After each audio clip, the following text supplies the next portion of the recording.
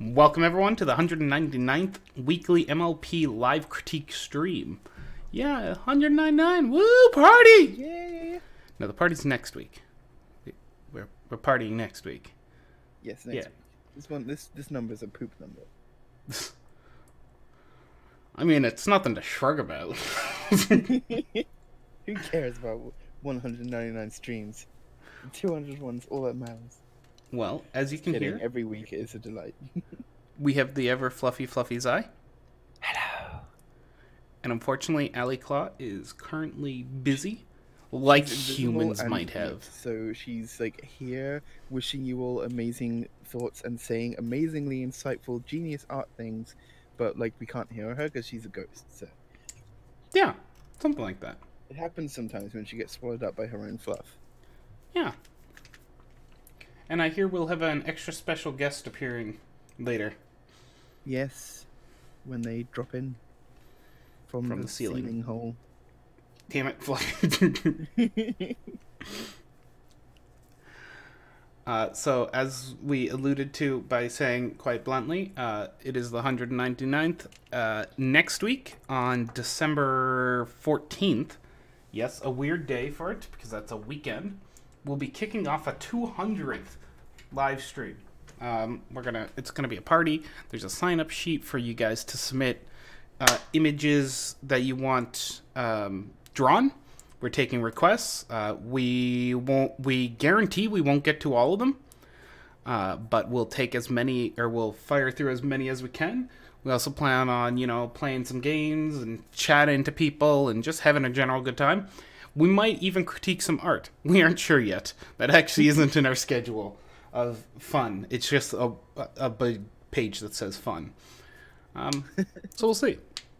But please come and join us for it. If you want a picture to be drawn of an OC or a non-OC or an OME, just hop onto our subreddit. You'll find there's a post for the 200th critique stream spectacular, and in it it'll have a link to the form to fill out.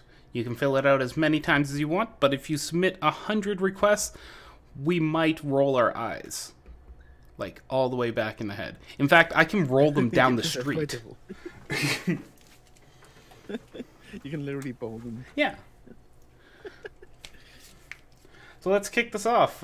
First picture on the left, top left. It's a very pretty picture.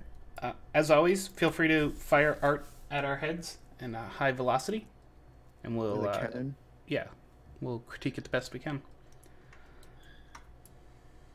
So the first one up is by Cake Shake 22, and it's a quick drawing of my OC I did a few weeks ago.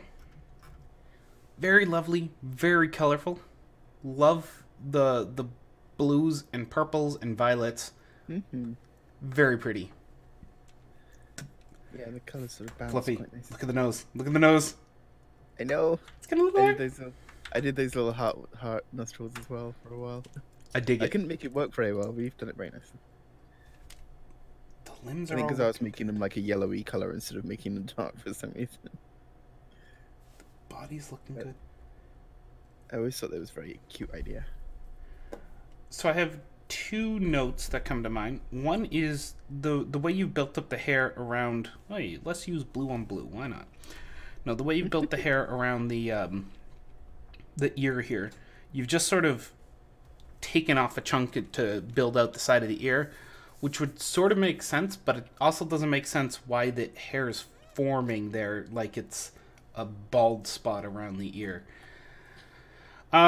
There's a few ways of going about this to get bangs on the pony. One is hang the hair in front of the ear, just like it's dropping off the top of the head. The second one is allowing the hair to sort of flow out from behind the ear. I would avoid what you've done where you've sort of just said, yeah, the hair is actually growing on the side of the head like some type of mutton chops. Long bangs of mutton chops. Oh my gosh. Is that even possible? Can you get bangs out of mutton chops? Oh my gosh. That would be quite insane. That would be very weird. I'm just imagining like a big Scottish guy with mutton chop bangs. That's scary. A little bit, yeah. The second thing I'd like to note is how you've tried to build up the highlighting in the hair. It looks like you've taken a brush with some particular settings on it to do a sort of wave to it. I would say avoid this. Your character is so well done that it's actually just taking away from the quality of the image.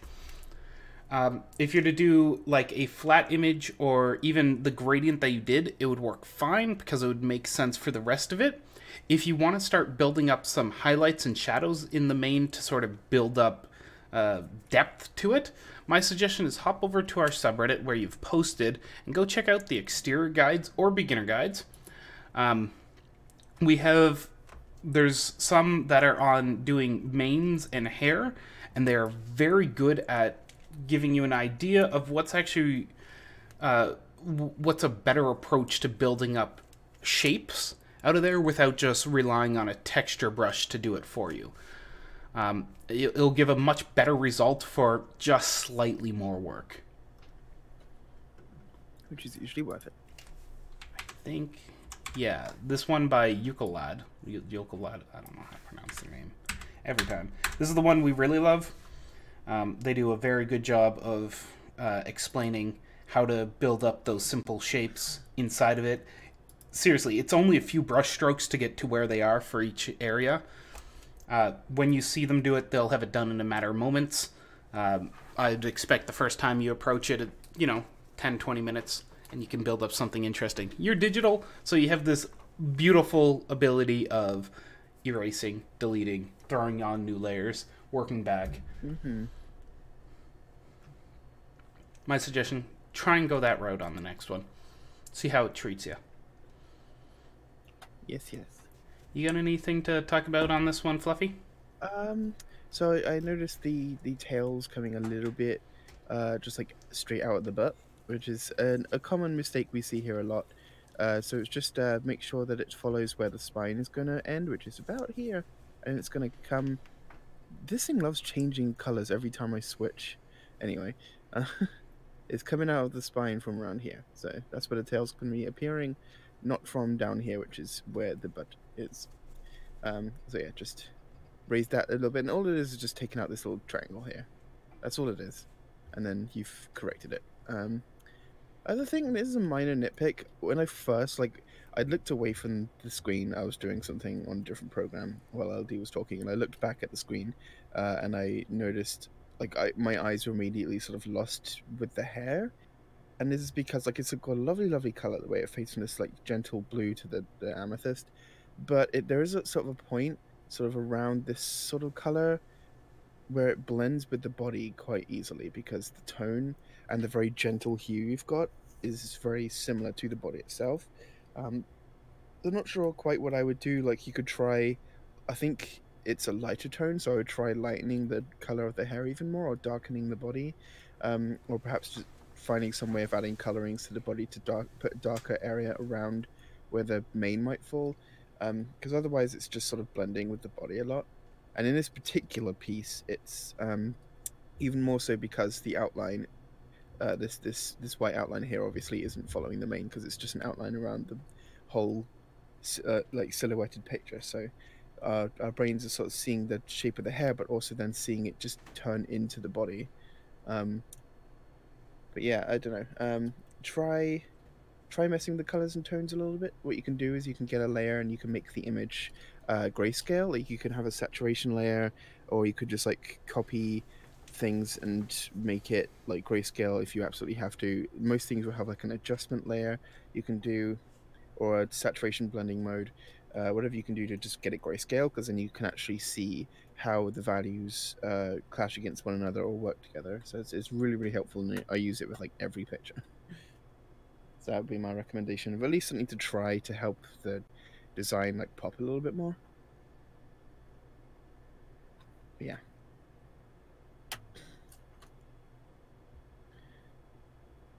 All right, shall we move on to the next one? Sure. Hey, Pixie. Thank you for all your wonderful critique on the subreddit this week. As last week, you've done an amazing job. It's cut our work in half easily. So much good critique.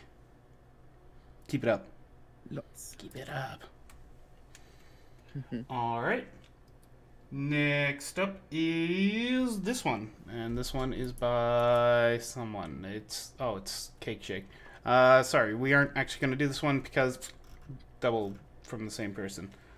Oh. Yeah, sorry, I didn't realize that until I posted You tease. She's cute though. Yes, very true. They did an actual much better job with the brush work on that mane, but it still falls under the same using the brush to sort of generate that instead of trying to generate it with shape. So the next one is Doran, and it is a shark pony character from my friend Dewan by myself. :DDDD.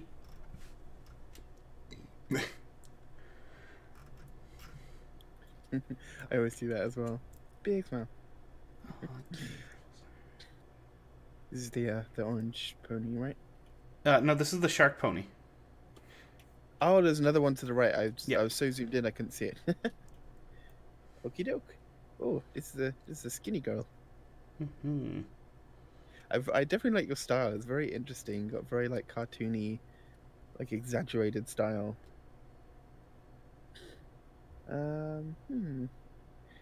Like I don't know how much to say because like a lot of stuff is like obviously a stylistic choice in terms of anatomy. Mm-hmm.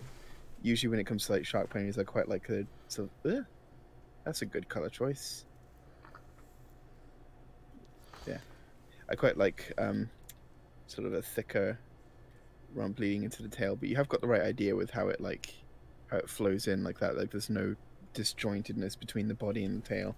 I just sort of like usually like to have a bit of weight to it, but that's a personal choice and might not be your personal choice. So yeah, and what can we say that's not part of your style of this giraffe shark hybrid?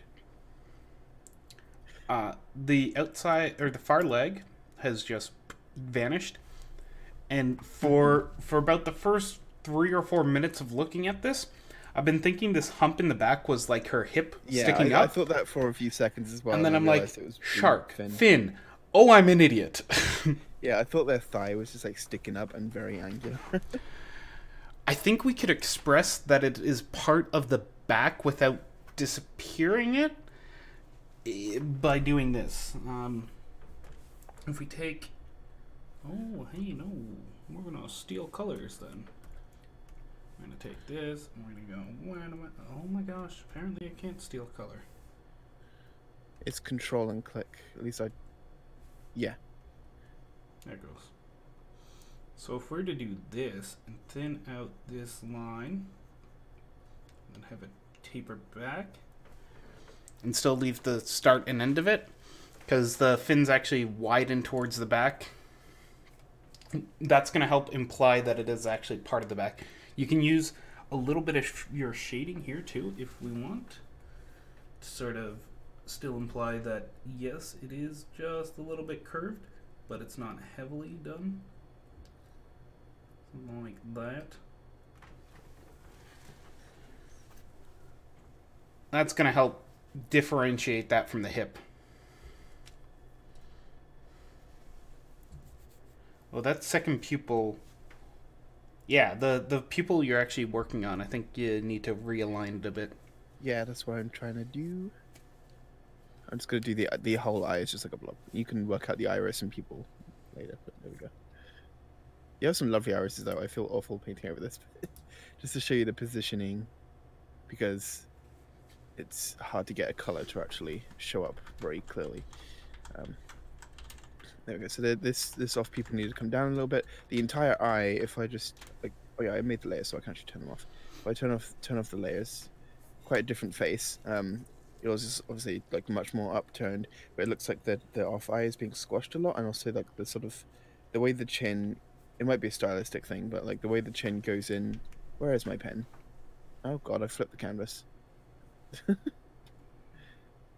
Ah, I literally can't draw. Oh, hold on. Where? Oh, I don't have a layer to draw on. Okay.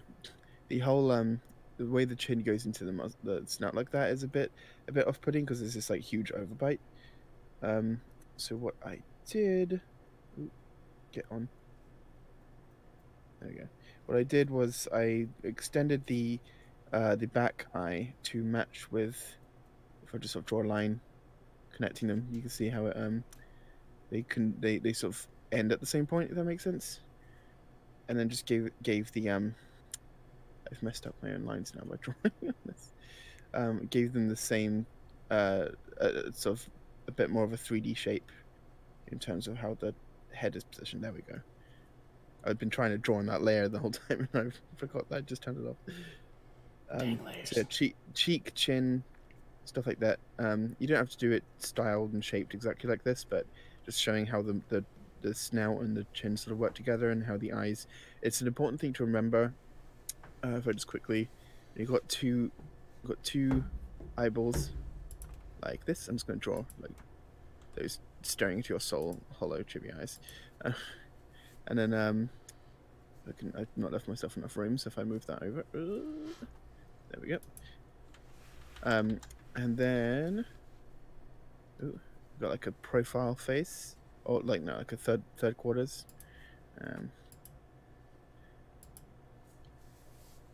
It's important to remember that the eye on the back will squish horizontally, but not vertically. You can see what I've done here. They have the same like vertical size, but the horizontal size is smaller. So I see a lot of people doing these sort of angles have the off eye be shorter as well, and that's something you want to avoid. And it's a very, very good trick to get into very early on. It will help things start to become a lot more balanced from the get-go. Otherwise, there's not really much I have to say. Everything's stylistic and very stretched. Oh, actually, I just see something. I just spotted something. I can sort of see how this is forming, because like so you've got like the hair, the front part of the hair here, and then you've got like the back part, and there's like a tie, and then the ponytail's coming out. But the way we look at it, it basically looks like the hair is coming down here and then going out this way on the side, which maybe it's a side ponytail, but it doesn't look like it because then it would be more on this part, and usually the hair would be sort of more bunched up to accommodate some of it being tied. So I think this is a sort of back ponytail, in which case it looks like it's coming out the side of the head. I would actually way move it up, put this sort of frilly tie here, and actually have the mane sort of coming out this way.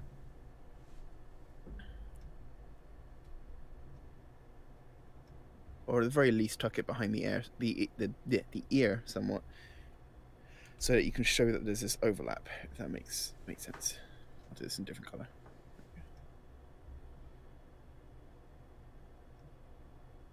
There we go. That's all I have to say. All right. Shall we move on to the next one? Yes, yes. I think it's beneath this horse. Or beneath the horse that was beneath the first one. Yeah. See where to go. So this is by Phoenix Fire. My OC, Solar Flare. Yeah. I tried to draw eyes, but failed and just made them closed. I mean, I've done that. Classic. So, were there any other questions, sir? No. Okay. So, I mean, I get you're sort of like wanting to design something super passionate, but this cutie mark will be really, really hard for you to draw multiple times, or for anyone else to draw. So basically, you're limited to like shooting a PNG onto there, which you can do, but it's best to design a cutie mark that's easy enough to redraw. Which, if you look at the show style, I mean, you don't have to change it if you don't want to, obviously. But this is just my opinion. If you look at the show style, all the cutie marks are very simplistic shapes or very simplistic images of things. That sometimes they're literally just like stylized, simplified forms that resemble something, like betraying the sort of outline style of the show. Sometimes they are like an actual image of a jar of grapes or something, but they're usually something very simple, just representing like what that pony has as an ability, a talent, a life calling. It's usually something specific to that style, or at least representing it. So I'm curious to know what your it looks like, the sort of like compass thing you have on a map with like a phoenix around it. So it's very interesting. It's very stylistic for a cutie mark, is what I'm saying, and it's very complicated to draw again. Which is it will, down the line you'll be kind of annoyed that you can't just like sketch out the cutie mark very easily. Even with my my pony just has like a separated yin yang with a pencil through it, and it's like even that, getting like the curves to be in the exact right symmetrical place is really hard when drawing with pencils.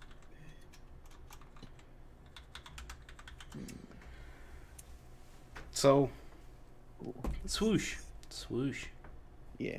The swoosh. Yeah, you talk about the swooshy lines. Okay.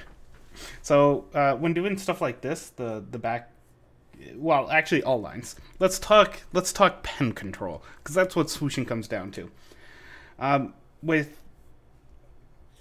There's this overwhelming urge when doing lines to do this, where you're just sort of jaggeding and building it up, and then, hey, maybe I'll strike over it, or maybe I'll erase a bit off of it. You want to avoid that. You don't have very good control over your line, and it's never going to make a smooth line out of it. What you want to do is you want to pick where you're going to start and just swoosh. What that means is big, long strokes. And then you're going to be like, hey, Zom, why, what could you, how, with all those words involved. There's this massive advantage you have digitally. You can do this. Zoom right on in. Oh, look, now I can swoosh this wing, and it covers my entire dang screen to do one little swoosh. But guess what? I had a lot of control over that line now. Big advantage on digital. Yeah. Harder on traditional. Oh, definitely. But half of the I feel like doing the scratching lines is easier. Like, it's a lot easier to have that control and make it look really smooth on traditional if you're taking your time with it. But for the most part, swooshy lines will, like on digital, honestly, most of the time you're going to spend is doing this. Undo, undo, undo. Like, okay, there we go, that's good. You know, a lot of the time is just spent redoing the same line over and over again, because you can do it in half a second by hitting a button. Speaking of this leg, there we go. Leg is better. I hear someone has just fallen through the ceiling hole. Surprise entrance. It's a mouse with a surprise entrance. I'm ready for fluff. Yay. So it turns out my tablet wasn't broken at all. I just forgot to turn on pen pressure. As I was telling you about the little button on the right, or was it not on the draw pile? Was it your tablet set? Oh no, it was on the draw pile. I just forgot to click it. I knew it because I had to figure that out too. I didn't hear you because I had my headphones muted. Your headphones muted by accident. This is all like audio, like tech problems before the stream started. Sorry. Well, good to know CPC made it. Also, no poop tail. Comes out of the spine. There it is. Pony's spine goes like this. Another thing I was going to say... Oh yes, so the ears... I'll just erase what I've got here. I was struggling to figure out what is going on here. Because you got like the line for the ear coming in. But then it sort of disappears and blends into this like neckline. But then you got like, and you got like the hair coming out from behind it, so it's obvious that there's an overlap there. But then the scarf bandana comes under this like ear, or is it the neck, and then back out on the other side of it. But then the ear comes back out the other side of that, and then goes into the mane. So this is like, you can see from the lines I've drawn right now, this makes no sense. And obviously, like, oh, there's color involved, but really your stuff should be as readable as possible without color. And basically, here's one ear, should be completely overlapping that bandana. Like, it's just not going to be visible. That's absolutely fine. Just have the scarf come in, cross over the neck here, and there we go. And then the other ear, which should be like maybe a little bit bigger, just to match this one. It's not that far away. There we go.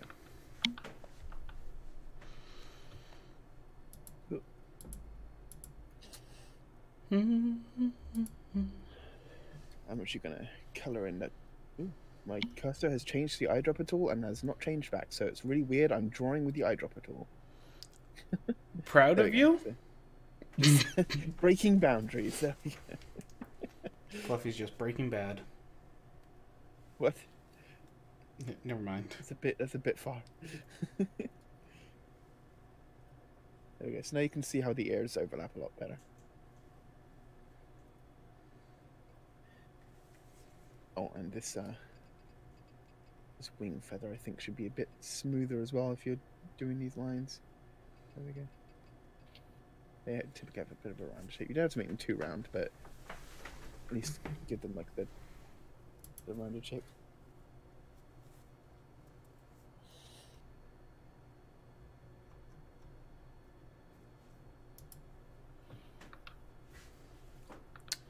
You got anything else to talk about on this one? Nope. Alright, let's scroll off to the next one, which is the last one we have, directly beneath this one. Quick, CPC, fluff the rocks. Fluff the rocks. They're too hard and jagged. They need to be fluffy. So this one is People by... might fall on them and hurt themselves. Exactly. Well, you tell Mr. Birkenwall. It is by Mr. Birkenwall, and it's Rainbow Dash in the Clouds. Hey guys, was going to color this, but feel like the line art is more stiff than what I wanted it to be, and it came out kind of unnatural, and would like some advice on that. Draw fluff and it's less stiff. No. Art being stiff. Well, rocks. I think I would question how big you're drawing this, because I will say with the rocks, like there's a lot I can see like this. They're quite big, and you're drawing them very broad. With Pony herself, it looks like there's just like very little detail in terms of the facial structure, and that's like the first thing I notice amongst other things. So I see the like anatomy here is very stiff. It's just worth allowing yourself the chance to zoom in and just like really work on like the shapes, give them like a lot of attention to detail. Then that can often take you from like, I don't really know what I'm doing with this drawing to, hell yeah, let's finish this. So I know what you mean with that. Like, oh, I wanted to color this, but it's just not really feeling like as good as I want it to be, kind of feeling.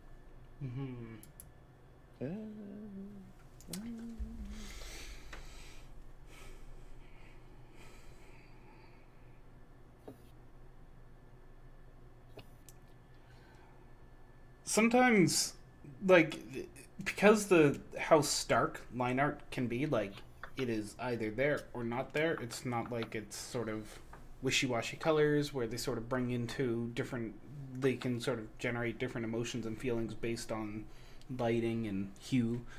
I have found, like, the line art will be less warm, and that can cause sort of a stiff feeling behind it. Maybe that's what you're experiencing, because I get what you're going for here, and I do understand why it's feeling, like, I understand what you mean by it's feeling stiff, and I do think a lot of that is caused by the now fluffy rocks beneath here. If you were to do, like, a rolling hill, like, continuing the rest of that rolling hill that is behind here, it would definitely feel softer, maybe even warmer, more inviting. Right now, it feels like she's about to fall to her doom. That might be part of the issue. Another part of the issue might be these bubblegum clouds that are hanging around. They're kind of interestingly shaped. You've really gone for just large pockets on them. And because you've gone with the line art, they're now all having very hard edges. And it does sort of just scream out to me like balloons inside of a bag or something. It doesn't feel like clouds. What Fluffy has done next to it with large shapes and small shapes all sort of intertwined together, that feels more like a cloud. If you go and study the show, you'll find that they do wispy clouds where they sort of curl around themselves. Lots of nice shapes which I don't dare doing without a reference. Yeah, I have a problem doing them with it. Yeah. My suggestion: go back to a few different sources for clouds and find one that really evokes a feeling in you, like that you go, I really like how these are designed, and try and harvest that, steal it, make it yours. Very much so. Yeah. I'm also just doing a little bit of line weight messing, because this is a really fun thing to do, and you can really mess with like how shapes are pressing together. So in something like this, you can really make the overall shape feel very rounded with not very many corners or sharp edges or anything like that, like especially the corners. And like you can really blend those out with the line while still allowing these shapes in the middle to show this filled shape of fluffy softness. I do it with fluff all the time now. It's my new technique.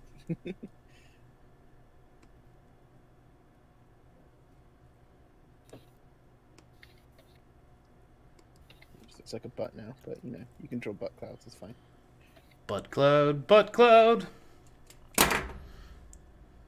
Coming to make you smile. I have a real problem with butt clouds around here. Anyway, fart jokes aside.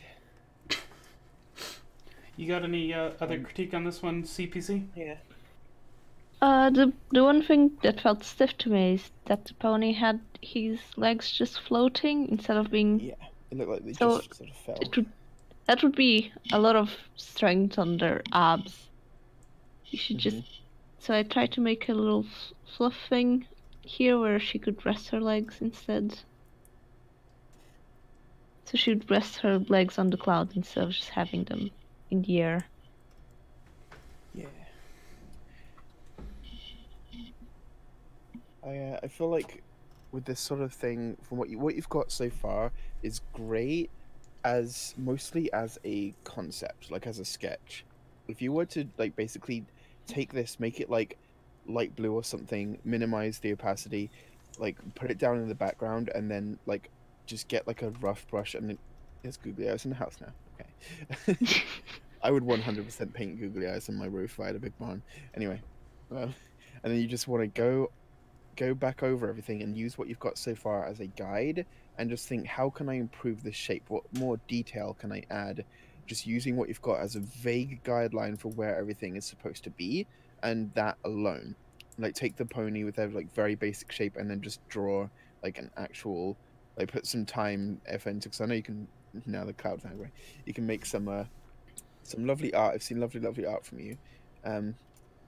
So it's just a case of allowing yourself a chance to go back over again. So I know what you're talking about with these sort of images where it's like, oh, I don't really know what I'm doing with this. Like I'm not really sure if I want to finish this. It's really not working for me. So it's just a matter of like you haven't given like you haven't given the sketch a chance to impress you yet, and that's because you need some like time to just like go over and redo things, which sometimes sounds like it can be a huge bother, but I mean, like I've had plenty of those kind of sketches, trust me, where I'm just like, I want to draw, but I'm not feeling it today, and I want to just like, I try to draw and trying, and like nothing feels right.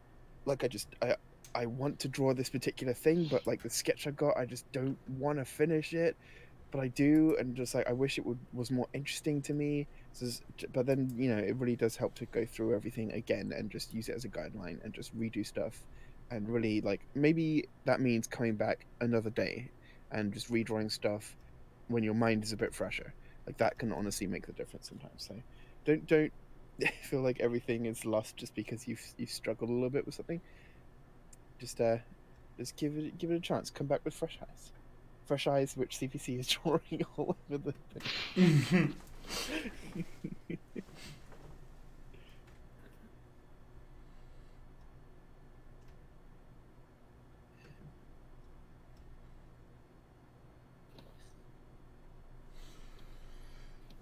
All right. Anyone else have anything?